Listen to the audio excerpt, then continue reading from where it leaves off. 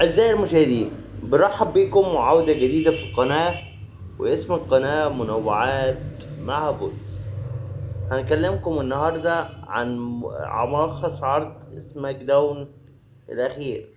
عرض سماك داون الأخير، أول حاجة عودة رومان رينز الترايبل تشيف ومواجهته ل اي نايت في عرض كراون جويل في السعودية يوم 4 نوفمبر القادم.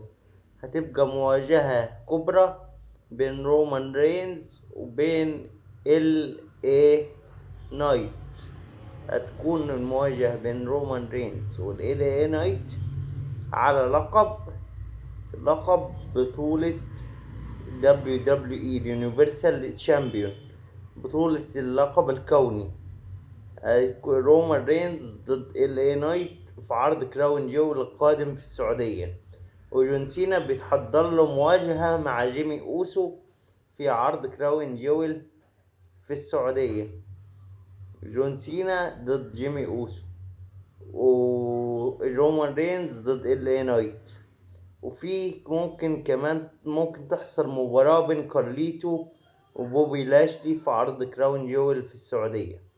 يبقى عرض كراون جول في المملكة العربية السعودية هيكون فيه 3 ماتشات مهمين: رومان رينز وال اي نايت.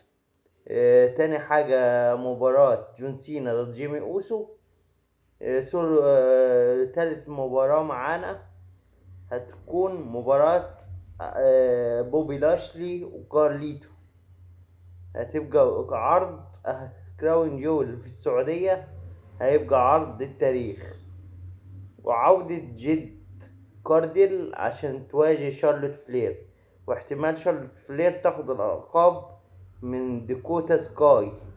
شارلوت فلير هتاخد الألقاب من ديكوتا سكاي. أعزائي المشاهدين، لو عجبكم نوع ده من الفيديوهات لايك واشتراك وفعلوا زر الجرس. واسم القناة منوعات مع بولس. شكرا شكرا شكرا لكل واحد منكم.